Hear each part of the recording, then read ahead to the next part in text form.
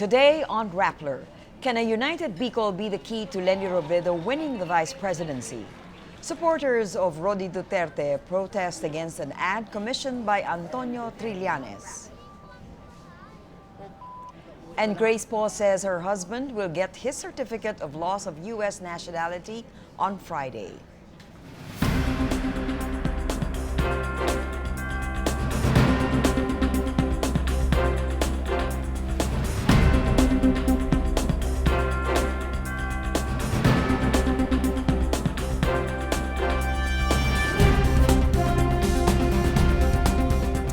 Hello and welcome. I'm Cheche Lazaro.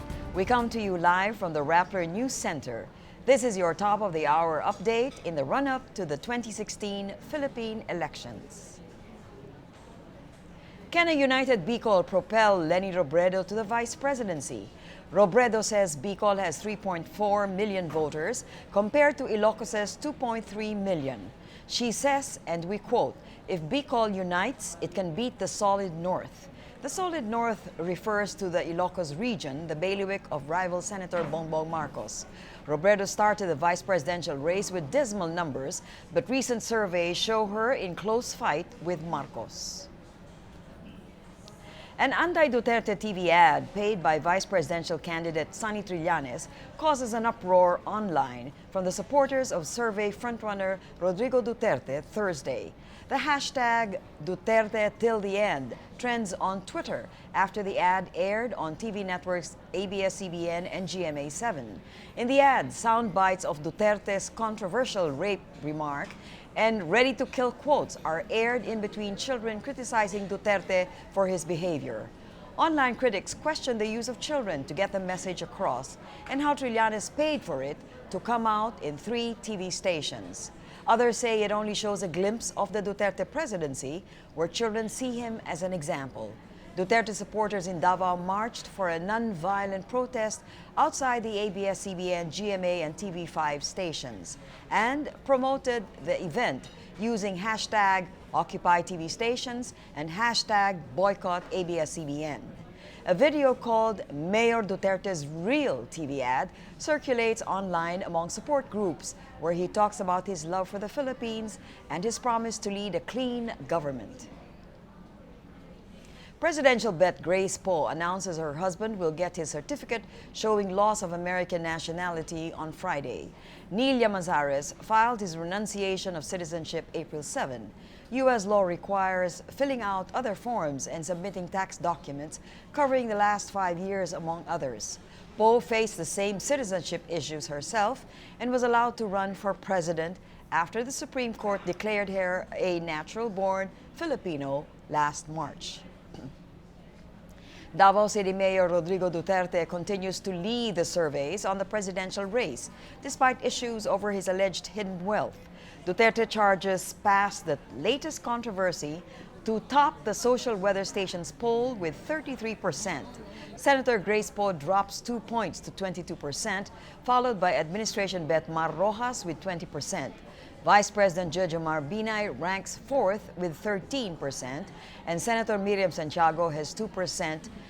And in the vice presidential race, it's a close fight between Senator Bongbong Marcos and Camarines Sur Representative Leni Robredo, 29 to 28%. Coming in third is Senator Cheese Escudero with 15%, followed by Senators Alan Cayetano, Gringo Onasan, and Sonny Trillanes. For the senatorial race, Senate President Franklin Drilon leads the Magic 12. The rest of the winner's circle includes Tito Soto, Francis Pangilinan, Manny Pacquiao, Risa Ontiveros, Ping Lacson, Sergio Osmeña, Joel Villanueva, Richard Gordon, Ralph Recto, Mig Zubiri, and Leila de Lima. In other news, North Korea kicks off the biggest political show for the current generation Friday. The event aims to cement the absolute rule of leader Kim Jong-un and shadowed by the possibility of an imminent nuclear test. The first ruling party, Congress, for nearly 40 years, drew thousands of selected delegates from across the country to the capital, Pyongyang. The agenda of the Congress remains unknown, but its main objective is widely seen as confirming Kim Jong-un's status as the heir of his family's dynastic rule spanning almost 7 decades. And that's the top of the hour update. I'm Cheche Lazaro. Earlier today, Maria Ressa interviewed Vice Presidential candidate Alan Peter Cayetano about the upcoming elections. Watch it here and join us again at 8 p.m. Today with Senator Alan Peter Cayetano to talk about upcoming elections, his vice presidential bid, his tandem with Davao Mayor Rudy Duterte. In the past presidential debates, Cayetano has been consistent about their tandem's anti-crime platform, particularly a promise to eradicate crime within 3 to 6 months. What will define a Duterte presidency? This man actually has some answers. What's it like on the campaign trail? What about the controversies that are there? And remember, it's only 3 days left before D-Day. So, without any further introductions, Alan, it is good to have you here in Rappler. Magandang araw. It's a blessing to be here today. Congratulations, Rappler. Beautiful office. Thank you. Great people. And it's your first I thought I was in New York or somewhere where yung napapanood lang namin sa sine. Lalo yung students, you should see the Rappler office. That means we're young. Anyway, so why don't I go directly to the latest controversy that is hitting your camp, which is the ad that was played last night on ABS-CBN. Negative ad, I guess. What's your reaction? Actually, the negative ads where they exploit children and they cut mayor speeches to make it appear otherwise of what he was really saying is part of the bigger conspiracy of the last 3 issues that they had against him. The alleged rape joke, the Trillanes exposés, and now this negative ad. Although the alleged rape joke actually happened and came from a speech, the networks never really allowed him to fully explain. They would give him a 30-second soundbite kind of explanation. And let me put it this way, Mariana. The whole campaign was based on one Philippines, one law. Rich or poor, Muslim or Christian, from Visayas, Mindanao, young or old, man, woman, LGBT, whatever your preference in life, whatever your job is, there should be one law. No? So we're all afraid of the law, but we also all embrace the law.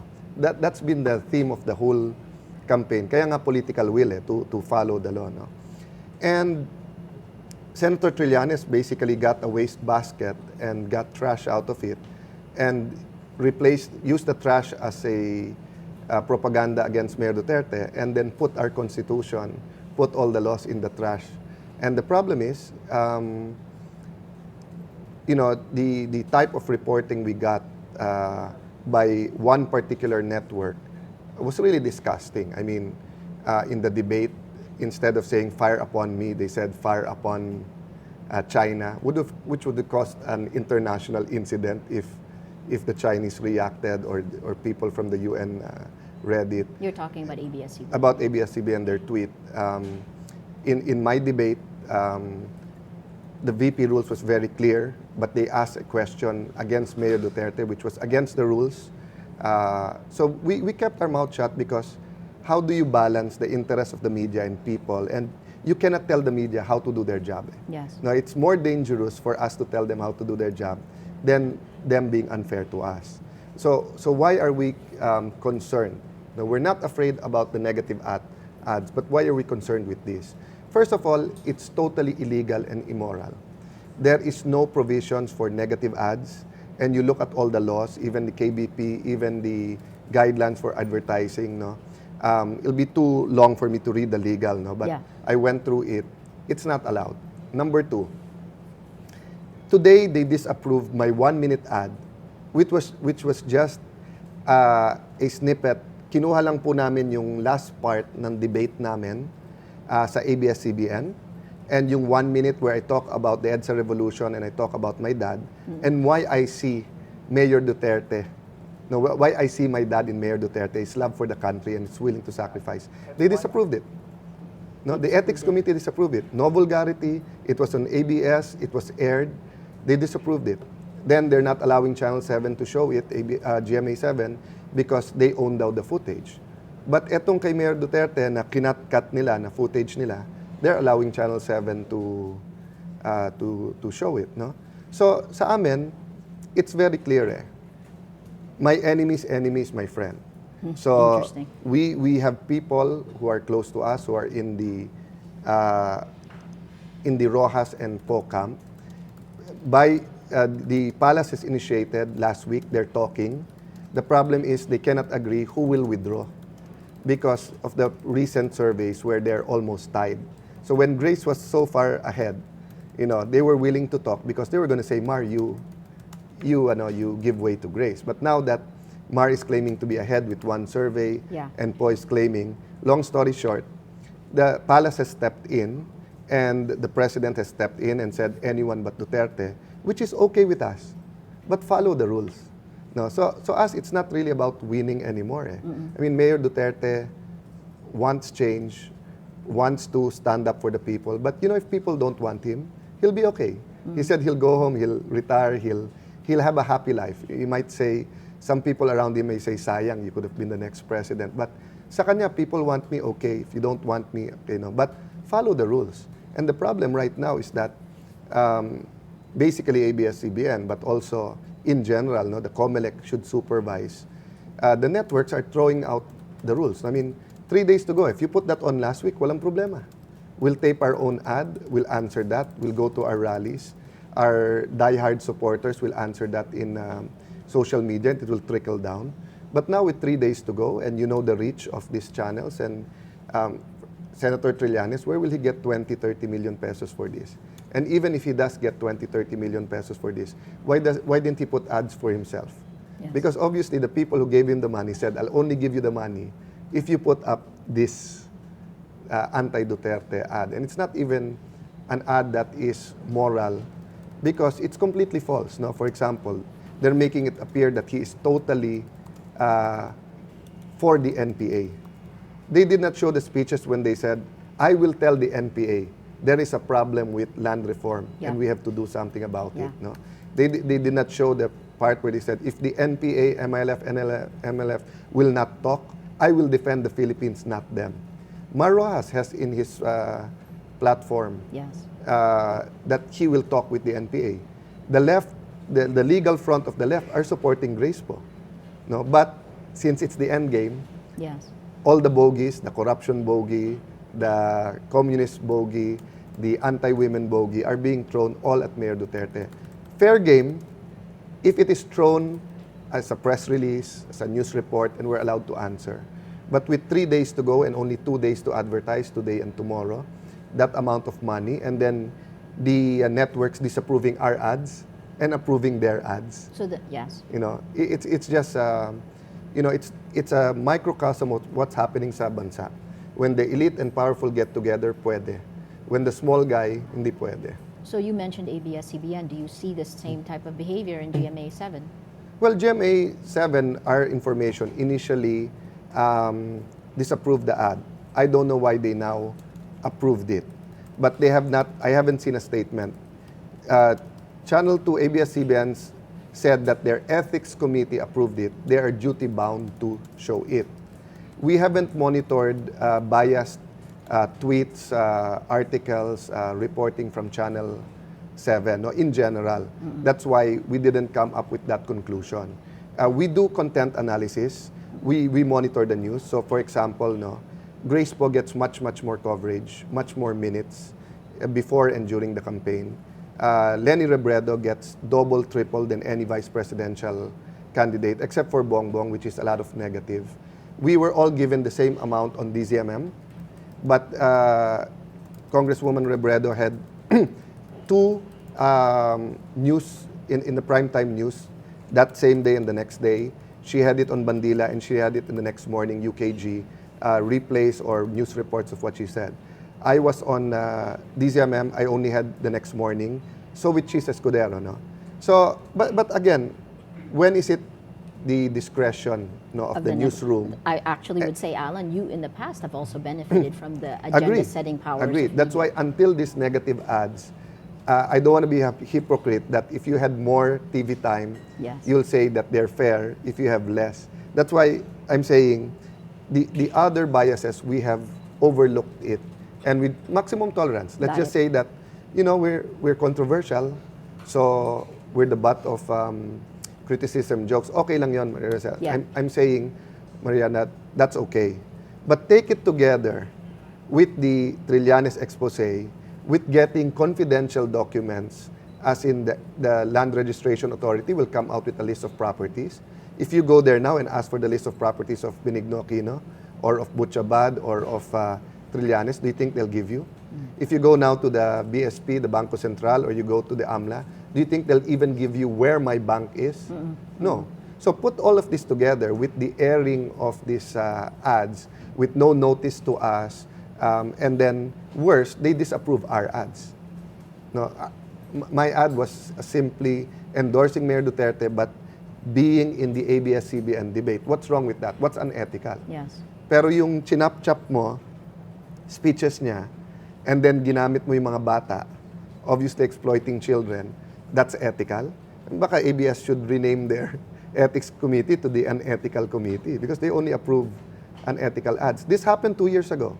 We had an ad, we wanted to compare the corruption that was happening in Makati. They have tripled the budget of Taguig, but we had better services in some aspects. So one of the subliminal effects is there's a guy with a Makati t-shirt in a health center. No? ABS disapproved it. Their ethics committee were so strict. So I've never complained Yes. because that's their standard and we have to follow their standard. How come when it comes to Duterte, they totally lower their standard? How come when it comes to Po and Rojas and others, they put up their standard? How come our ad, which was just a part of the debate, they don't want to play? But in the ads of the negative, they do want to play. Have you talked to them? Yes and no. Okay. No? I mean, through people in the debates, we saw each other. Mr. Lopez came to shake the hands of everyone in the debates, and I heard one guy talking, saying, just in general, you need anything, sir.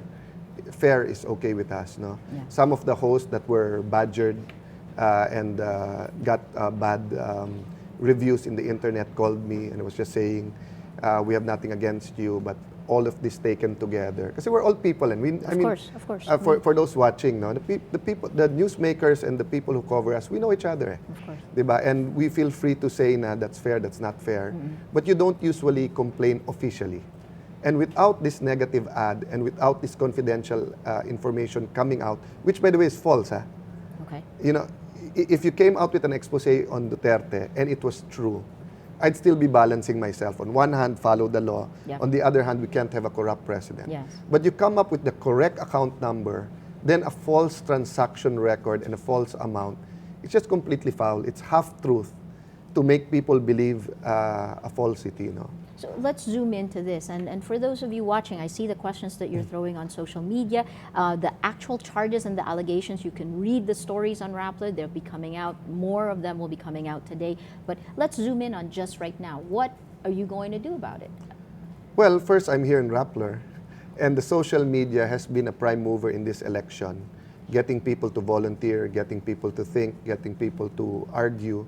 And may I throw this question and this thought to my friends in the Mar camp, my friends in the Po camp, my friends in the Binay camp. What do we gain if we gain the world but lose our soul in the process?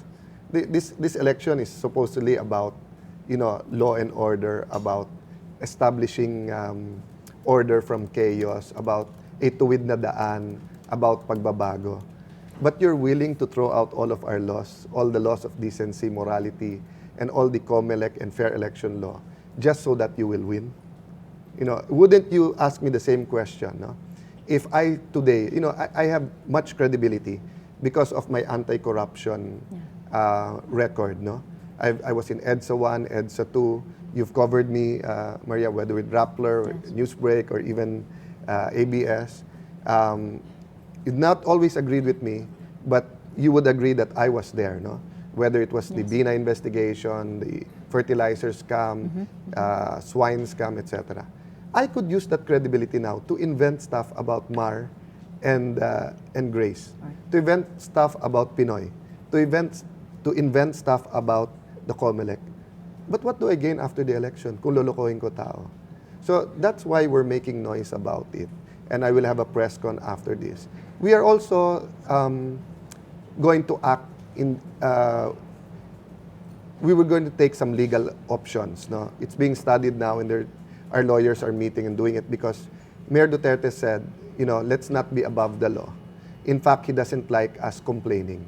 But we believe it's too big an issue. If we're talking about reforming the police, taking out corruption, if the elite can get together with the palace and a network and do something like this, it changes the balance of not only decency, but of how you run a country.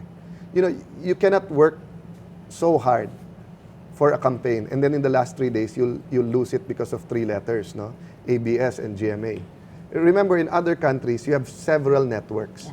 So if 1 or 2 are reporting this way, that way, it'll balance out. Yeah. So we do have a lot of networks, but if you look at the reach in terms of advertising, and when the medium is the message, meaning audio, video, is the most effective way to reach the most number of people, yes, to repeat the most number of times in the last 2 days. You're at the mercy of Channel 2 and Channel 7, ABS and GMA, what they approve and don't approve. But under the law, COMELEC has supervision. Yes. So why isn't the COMELEC stepping in now? If they allow negative ads, so if I now put a cut of a negative ad against Grace Po and take her out of context, if I now put a cut of against, if I put on TV yung sinasabi ni the President, papasagasa ako sa trend, kung hindi ko magawa yung trend, will they put it up? I don't think they will, no? In terms of, so you're looking at legal action, but it's 3 days left. Yes. So in terms of tactics, what are you, aside from telling the public what you're seeing, and this is the first time you're doing that, what's next for you? Well, if I may say so, in a way, I look at it as a blessing. Because, if everyone just said, Mayor Duterte will shine your shoes, will kiss up to you, or Mayor Duterte, sip-sip na kami kasi panalo ka na. Your drive for reform, or at least some people around him, might be tempered, especially when it comes to reform that you have to do with the networks and the media. But now that the political elite, the economic elite, and the elite in the media is bound together for this conspiracy, it just gives us more strength. If the Lord puts Mayor Duterte there, if I'm with him one way or the other, then there are things we have to work on. It'll be a delicate balance against, because we don't want to go against the freedom of, reporting, media, news.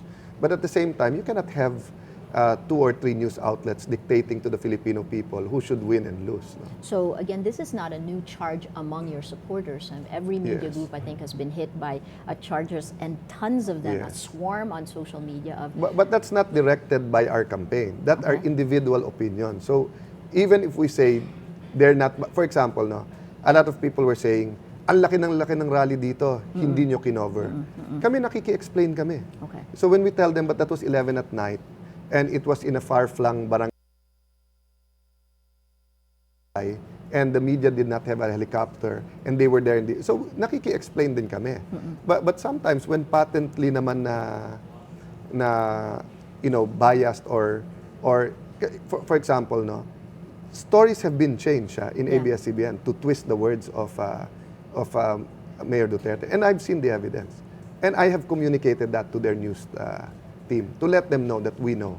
And people inside are the ones who told us. So, hindi na yun, that's more than the maximum tolerance. I mean, like you, Maria, anyone can call you and say that, but you look at it. First, initially, you'll defend the reporter, then you'll take a quick look at it. So, all we were asking from all of this was take a look at it. We never complained, officially or unofficially, but the die-hard supporters will do it. Yeah. Let me ask you, again, this is the contradiction in Mayor Duterte, and I wrote about this a while ago, that while he says he will maintain the rule of law, oftentimes he also says he will break the law. And in this instance, the crowd, I think what people fear in a Duterte presidency is that this kind of anger online, where they've threatened people, they've harassed people, that this behavior, the bullying behavior, will become the norm. How do you respond to this? First of all, it's like that in any revolution. Remember, this is the pent-up frustration. Ito po yung mga nabuo na galit, sakit. To put it in another way, may pinanghuhugutan ang publiko . Diba? I mean, people who have relatives who are OFWs, and then you saw Ate Gloria losing her job because of tanimbala. Yeah. The recent senior citizens, past 70 years old, in-interview yung tuwid na daan, ano sabi nila? If you bring bullets inside the airport, you're gonna get caught. Hindi nga sila ang may dalang bala, no? LTO, no? Anyone I ask, do you have fast internet? Sasabihin nila mabagal. Sasabihin ko, sing bagal ng LTO, sigawan na ang tao. Sabihin ko, sing bagal ba ni Secretary Abaya? Lalong sisigaw. Sing bagal ba ni Mar Rojas? People will say yes, no? So this, these frustrations, and look at both sides of the coin, Mariano. If you text, kayong mga Duterte, bobotante kayo, weren't you the first one to be insulting? Yeah. So when they respond, then you complain na they're bullying. Of course, there's no room talaga for, you don't cross the line in saying that you will physically harm people, no? But my phone is full, so I have Facebook, I have Rappler.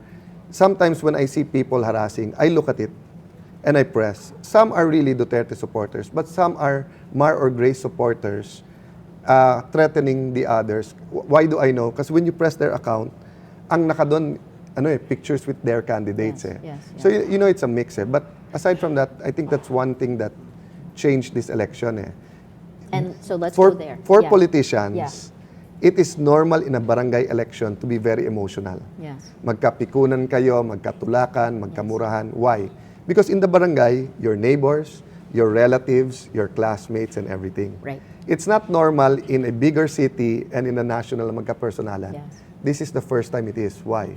Because of social media. Correct. It's so intimate. It's real time. You can basically smell, taste it. I mean, Yes. of course, the cell phone doesn't have any smell, but you can paste the picture, you can put the video, etc. So, for example, if you posted something like, "I like Lenny, she's a real fighter, and I know you," Yes. or I'm Alan support will say, "Maria, never naman lumaban yun sa SSS lang, hindi lumaban, pero si Alan lumaban sa ganito, ganito, ganito." Or reverse, no? Yes. You put Alan is the best choice, and you're a Lenny support and say, bakit naman, may ganito si Alan, si Lenny, wala, no? So it became so emotional. So it had two effects. One, it gave you more passionate supporters. That's why in the Duterte camp, they're spending their money. Yeah. They're waiting 5 hours for a rally, no? They're buying their own T-shirts, they're printing their own posters. They have caravans using their own cars. They're getting their own permits. They're harassed themselves by police, no? So, pasensya nyo na kung medyo passionate din sila minsan sa pagsasagot. Yes. Because tinataya nila sarili nila. Di ba? And this is a first, wouldn't you say, of Yes. the elections that Yes. we've lived through? I've been This is around. the most I think engaged. my first election that I participated is 1992. Yes. But I was with my dad in 84 and 87. So I've been monitoring elections for 3 decades. This is the first that you have a national election with the feel of a barangay election where people are not arguing for their candidates but for themselves. I am Duterte, Yes. I am Rojas, I am po. Ganun ang ano nung tao, no? Your chances of winning, how would you rate it now, 3 days in the elections? If I look at the survey, no, you would say that the chances are not that great. Okay. If you look at the survey numbers, no? Yeah. But if you look at the whole research, the numbers are jumping for vice president. In 1 week, it could jump 7% up, 5% up and down, no?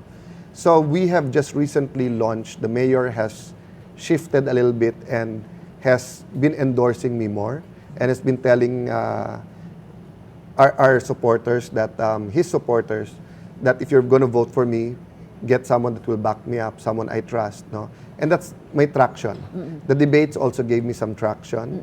So in our regional debates, for example, regional surveys, number 1 in the whole Mindanao, with almost a 10% lead from the nearest one. In Region 7, Central Visayas, very high.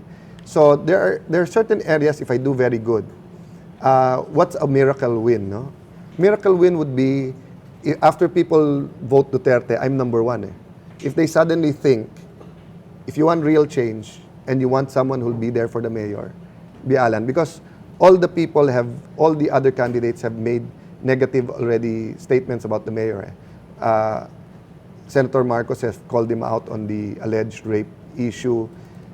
Congresswoman Lenny has already stated that she'd rather have Mar and she cannot work with, she'll have a hard time and she cannot support the way he deals with peace and order. Senator Cheese said federalism will not work, no?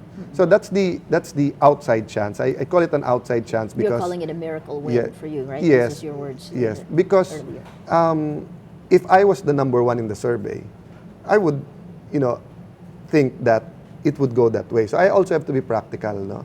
That I see the numbers, I see the opportunities. It's not, by the way, it's not unfounded. Yeah. There has been an upset versus the surveys in Yes. Israel, in the UK, in the US. Yes. But in all these things, the difference with Mayor Duterte, in all of this, is because of the softness of the support in the vice presidency. Yeah. Unlike in the presidency, the diehards are there, Yeah, yeah. No, and the focus is there. Yeah.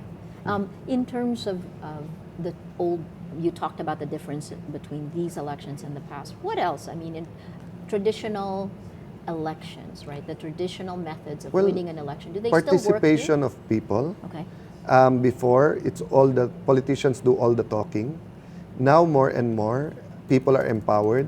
I've been in a big rally with Mayor Duterte in Camarines Sur, in Naga. After the rally, he had a quick dinner, which was 5 minutes dinner and 25 minutes of selfies with supporters. Then he had to go to a 120-seater of mayors, congressmen, women, and candidates, no? But he took time to be with 8 women from different sectors in Camarines Sur. And he said he only had 10 minutes, but he spent 30 minutes. And all of them wouldn't let him go with an additional question. So I see, whether rich or poor, whether urban or rural, whether professional or white or blue collar, people now know that they have a right there. People now know that, you can't say, I'm just Alan, I'm just one person. Students, you have the UPLB student who said, just a minute, I don't like your answer, so whether we agree with him or not, people, one change is people are much more empowered. Yeah. And the more media and the more internet access, the more empowered. Yung mga guns, and gold, meron pa rin. But very few areas na lang, no? Panglaban sa guns, and gold, media, internet, and people empowerment, no?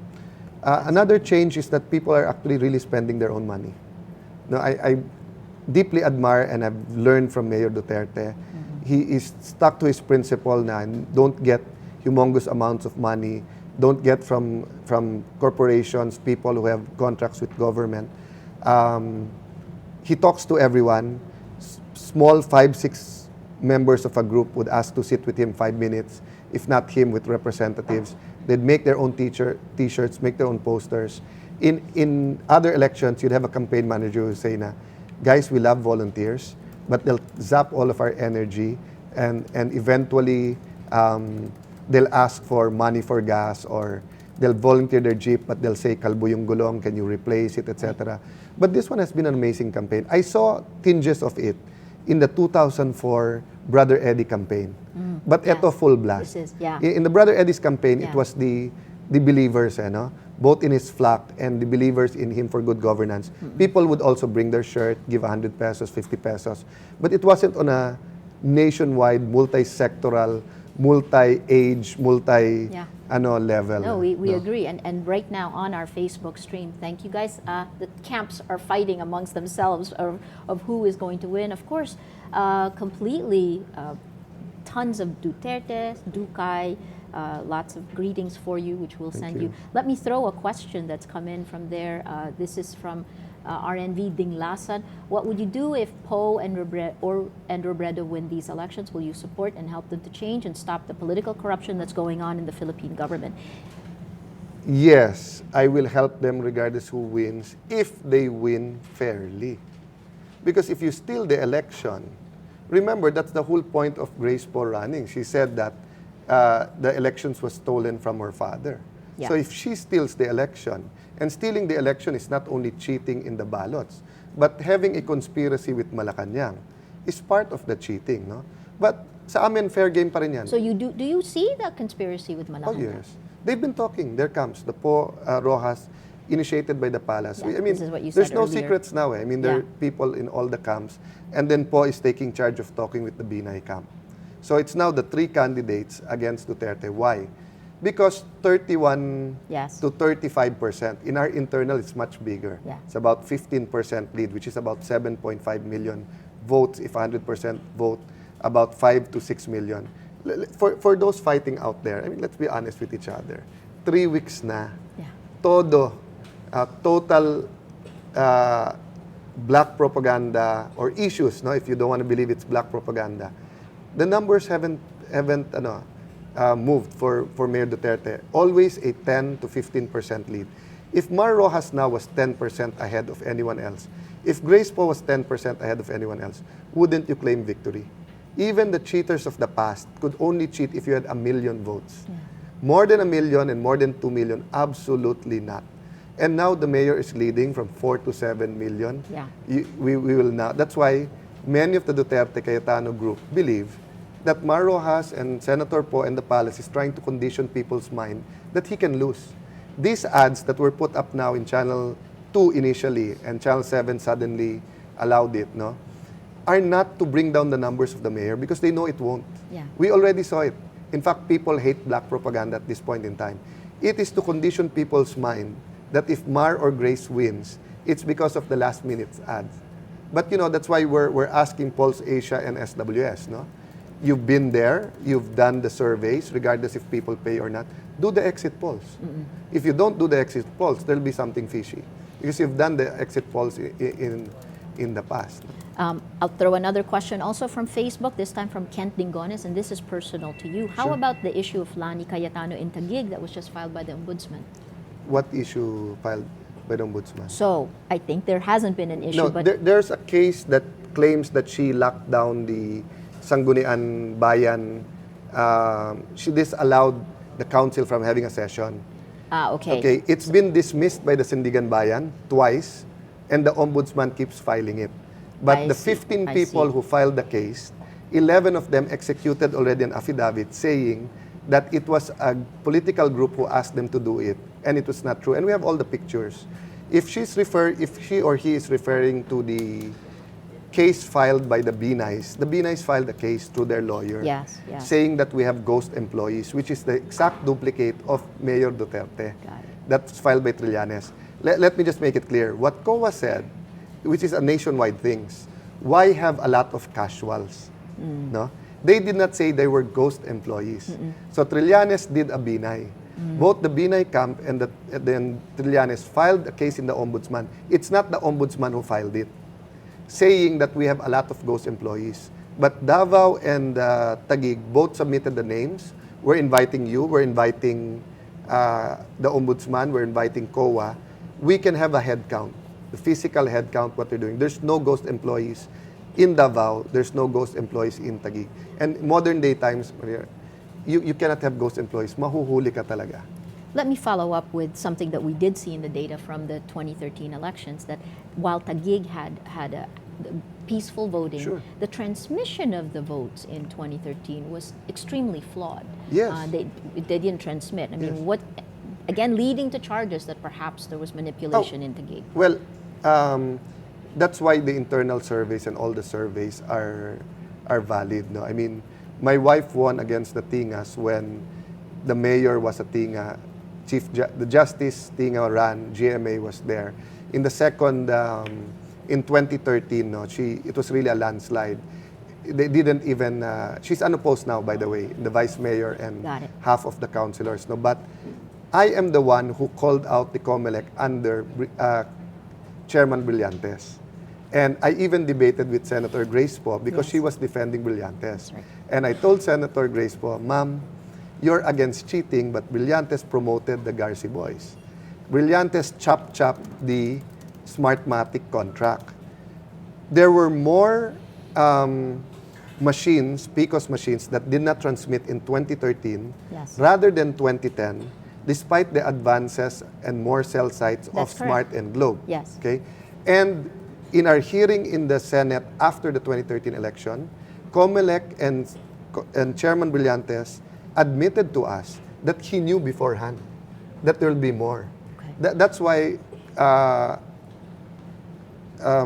Commissioner Goyo Larrazabal, yeah. is now questioning the new rules Yes, he is. of why the SD cards have to be delivered.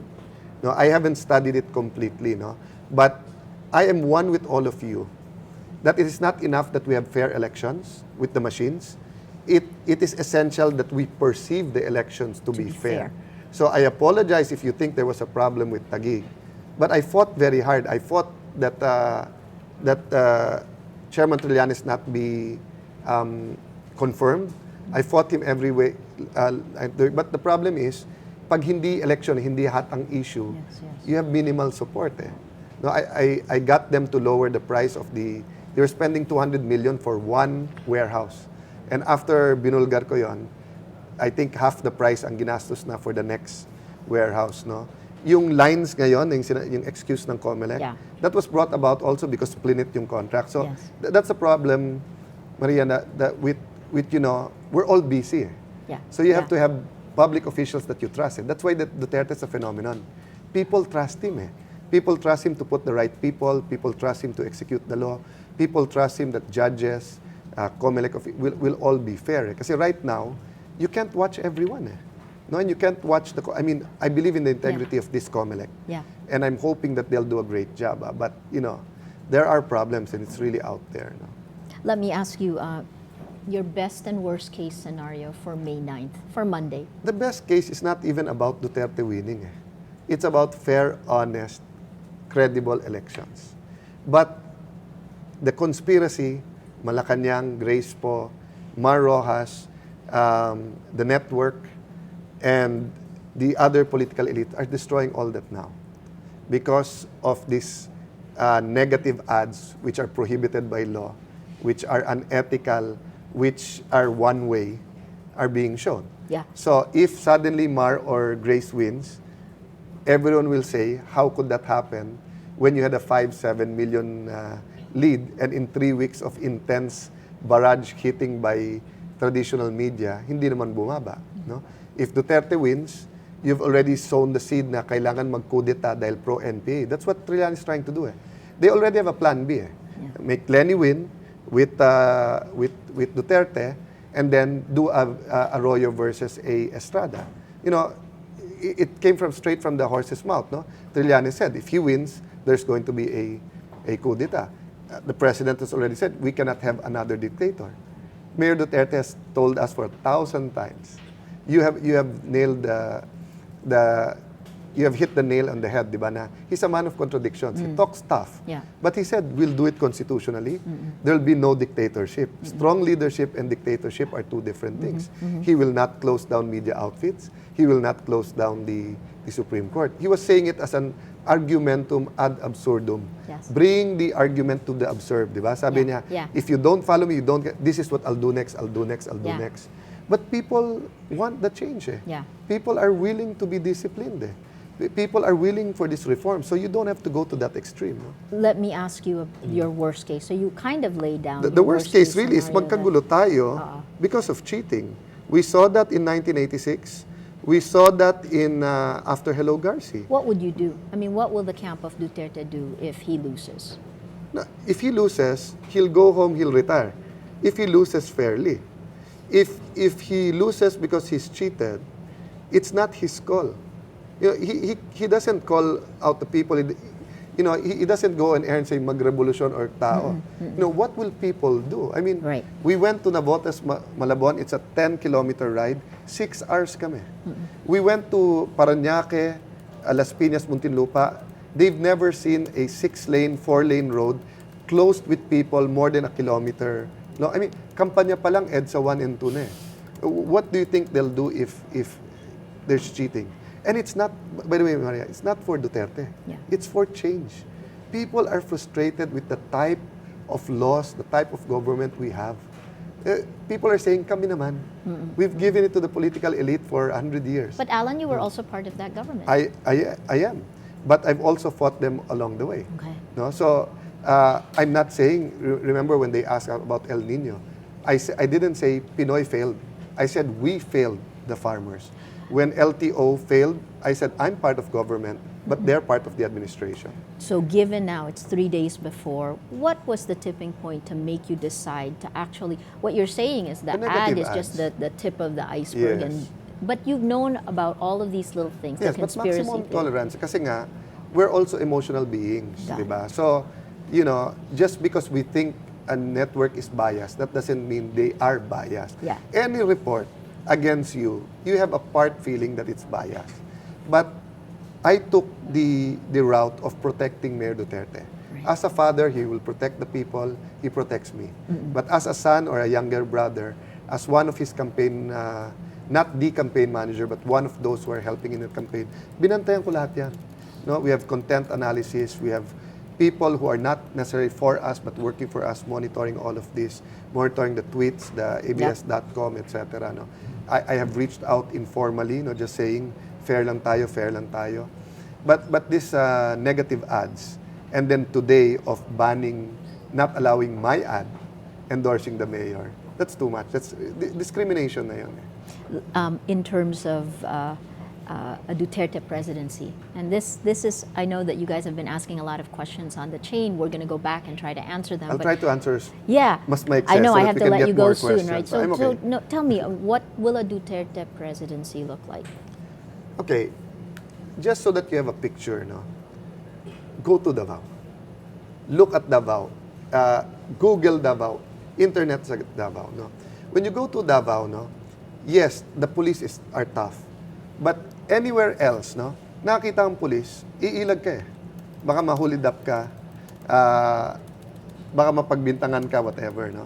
To be fair, the police, a few lang ang bad apples or rotten eggs, no? Pero may perception eh. Di ba? Pero Na-corrupt Alan, ang gobyerno. Again, the Davao thing, many have also questioned it. Davao is a smaller part, even though I did write its number. It's a Yes. large segment, right? Yes. Now, given that the Duterte win seems there, what But would be the next honestly, steps? people who go to Davao, they walk around at night and they feel safe. They are safe. So yes, the statistics are there. We never said it's murder-free. Yeah. We never said it's drug-free. But try to buy drugs in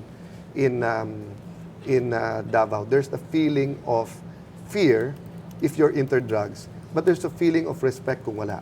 I'll give you another example. No? People are saying, how do we do it in 3 to 6 months? Everywhere we go, we ask, except for Davao, no? We ask people, may drugs pa dito? Everywhere we go, marami. Sa Davao lang sagot, hindi. Kilala nyo ba kung sino nagbebenta ng drugs? Do you know the people selling drugs? They will answer, people answer categorically, we know them. The barangay knows them, the tanods knows them, the police know them. Okay. Why, ba't hindi kayo nagsusumbong? Why don't you whistleblow? No. Why? Because if the barangay captain is against you, they will get back at you. Yeah. If the barangay captain is anti-drugs with you, but the mayor is pro-drugs, you will get in trouble. If the mayor, the barangay captain, and the complainant, you, are against drug, but the fiscal is loose and will lose the case, the drug lords will get back at you. If the fiscal is with you, the judge is not, you will lose the case. If the judge is with you, but you have a justice, a general, a senator protecting them, if all things work and you're in jail, what kind of jail do we have? A jail with a jacuzzi, a jail with a band, a jail where you can cook shabu, a jail where you have sex toys, where you can order women or men, a jail where you have drugs inside the jail. So what will a Duterte Cayetano government look like? First day, you call 120 biggest cities mayors. You call the governors. It's only 200 people. You call less than 100 generals. The mayor will tell them, I'm giving a week to update the order of battle. Don't fool me. You know who the pushers are. I want their names, address, where they sell, etc. That's 1 week. On the second week, I want to see the operations. These are bypassed. All legitimate, all planned, all with rules of engagement. During this time, inaayos yung intelligence fund, like what they do in Davao. No, the mambabalot, the tricycle driver, jeepney driver, the guards in the stores get a little bit. They're given phone cards. They're told to report new faces, selling of drugs, etc. CCTVs in certain areas. wherein you will follow the smaller drug lords or the people selling drugs, pushers, so that you can go to the supply. No? Interesting. If they give up, they will be in real jails, not 5-star jails. If they don't give up and they fight, the police will be ordered to use force. No? Why is this important? 60% of all crime is drug-related. You get rid of drugs, you get rid of 60% of crime. Okay. And we all know that when someone is killed or caught, others are scared. Ganun tayong Pilipino. Correct. Eh. Deterrence. Deterrence. Actually, deterrence, Okay. right? How about the court? How will we fix it? During my dad's time with President Ramos, they talked to the Supreme Court. They created special criminal courts. Within 60 to 90 days, tapos yung kaso. No postponements. The lawyers will be fined, will be held in contempt pag delay sila ng delay. Both sides will be given due process. So there will be reforms, the fiscal, in the judiciary, etc. But one thing we will immediately do is double the pay of police. Because you cannot enforce when the enforcers are corrupt. And there are many in government that are not corrupt, but are needy. They're not greedy, they're needy. So corruption by need will vanish, while corruption by greed will be dealt with. We will also immediately put together a plan of putting the departments out of Metro Manila. So the Department of Tourism to Cebu, the DNR and the Department of Agriculture to Mindanao, the DOTC to Clark. No? So there will be plans like that we probably can do it with 6 months to a year. And while we're doing it, we'll be putting together a package for a micro, small, medium enterprise. By the way, no, why all these plans? Why just now? Why were you asking me? Because all of these plans are best practices all around the world. No, Thailand alone, no? Whether it's tourism, their SME bank, tourism-related infrastructure, they have the best programs. South Korea, Singapore has best SME practices, but it'll take the leadership to do it. Eh. Right. So Pinoy was very good in the economy, but in the macro side with the big corporations, not in the SME side, not in Philippine industry. I don't want to do here what Mayor makes me do. He makes me show my shoe. So sometimes I have to take it out. I'm wearing Marikina shoes. I've been doing it for 3 years. Yes. All my leather shoes are made in Marikina or Philippine made. All of my topsiders are Marikina made. They're 1,500 to 2,000 pesos. In 1992, 100,000 people worked in Marikina making shoes. 2,000 to 40,000. Ngayon, 4,000. Okay, question. Are you saying we're going back to the 70s patriotic by Filipino? Partially.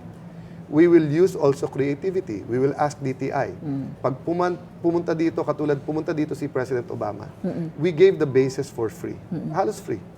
If we ask them, can President Obama wear Philippine-made shoes?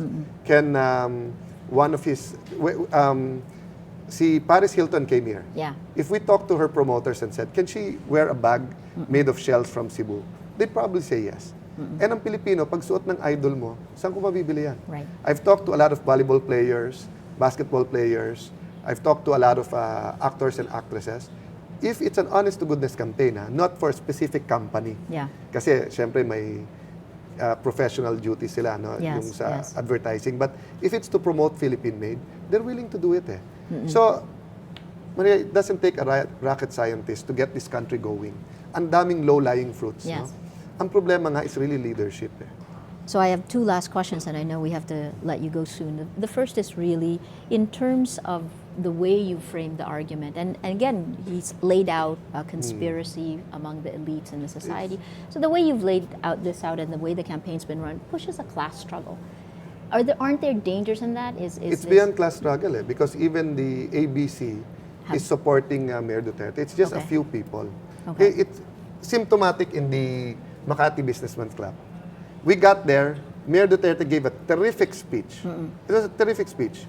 One of his best speeches because it contained the Duterte fire in the belly, but it talked about policy. Talked about land reform, talked about his priorities, agriculture, health, education.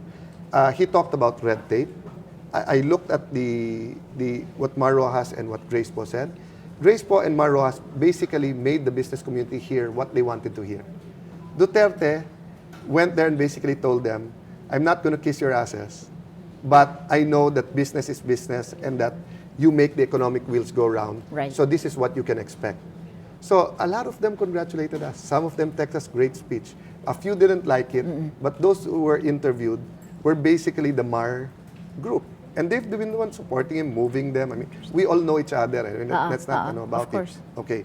And then one or two brokers were kinausap or were convinced that the stocks are going down because daw of a Duterte lead. Yeah. But you talk to a majority of the brokers, it's a regional thing. And it happens into Philippine elections, basta't may dayaan elections, people are getting out their money to use for the election or to have cash. Then internationally, talagang nagwi-withdraw ngayon ng konti. There's trouble in the economy in China and other areas, no? So, but it's all being pinned on Duterte. Lahat na lang ng masama sa Pilipinas, Duterte. Why is it not a class struggle? Because each class has its frustration. Yes. And it's not just sa dila. That's why I said, di ba, panay Aquino at Marcos na lang ba tayo? No? For the last 50 years, it's all been about the Marcoses and the Aquinos and their proxies. So it's not really a class struggle, but it's really about, it's really the change here. We adopted the Western form of government, but only in form, not in substance. And government has always been on our back. Yeah. Diba? And this is the last question. I mean, you've seen all the different campaigns through the years, and you've been running this campaign 3 days before. I guess the lessons you've learned, what does this show about Filipinos and what they want? Well, if you'd allow me, no. Please. A favorite verse, for I know the plans I have for you, plans to prosper you and not to harm you, plans to give you hope and a future. Jeremiah 29:11. Regardless of our religion, to our brothers and sisters in all religions, look at that verse. You have to have a vision. From that vision, you have to have a plan. But you can have the perfect vision and plan, but you don't have faith and you don't have action, wala kang political will, wala rin mangyayari. And what underlines God's plan? Choice. You have to pick God. Because the devil also has his plan to cheat, to steal, to kill. So, you elect slow politicians, your internet will be slow, your LRT will be slow. You elect corrupt politicians, services will be compromised, diba? So, first thing I learned in this election is that it's all about choice. No? And the second thing I learned that maybe because of the social media, maybe because of the young people now who are more active, maybe because of the frustrations, people actually now see that they have a choice. Diba? That's why I said miracle win sa akin. Why? Because you have a Salonga-Rocco doctrine, diba? Na parang, best president we never had, Salonga. I would have voted for him pero hindi mananalo. Best president I ever had, Rocco, but natatalo na kaya nag-GMA o nag-FPJ na lang ako, no? But now, people are sticking with you. So you'd see you have 18 to 20% with Mar and Grace despite the fact na ang lamang na yung isa. And then a little bit lower kay Binay. Dati at this case, lipatan na yan. Yeah. No? Yeah. So that's the second lesson. People now realize they have a choice. Third lesson, nothing beats being authentic. You can hire the best people. You can get the best consultants, best commercials. Pero lalabas yun no? Yeah. We owe you a lot for using that word, a man of contradictions, because it really put into perspective what and who Duterte is. But Mar struggled once there was the disqualification case kay Grace and all this pa-cute, more showbiz type of campaign. Walang laman yung campaign. So, I mean, I challenge the Grace po people, yung saying na she's the champion of foundlings, women, etc. Look at her record. It was always a different senator who championed everything you're saying Grace champion. That's why when you look at that's why people were leaving diba? Because it's not authentic, no? So that's the third thing I learned. Fourth is really the capacity to change. You said, I'm part of the establishment, but I can be anti-establishment. You were part of the establishment, but you took a leap of faith, and now the day will come where Rappler is the establishment, diba? So we have the capacity to change. So let me stop with those four things, diba? That God has a great plan, but we have to make a choice. We do have a choice. We have the capacity to change, and people really want change, or people are active and out there talaga. I will. So we're going to close this, but again, you are headed off, and you've heard it here first that the conspiracy of the elites against the Duterte Of some elites. of some elites, Yeah. and We know who they are. And the tipping point were the negative campaign, that negative ads that triggered last night, and you move forward to actually look at filing a case against this. Yes. Okay. Please continue with the questions. The wheel will continue starting tomorrow. Will be around the clock. We've been talking to Senator Alan Peter Cayetano about the May 9th elections. It is 3 days before. Think through your options. Vote wisely. I'm Maria Ressa. Thank you for watching.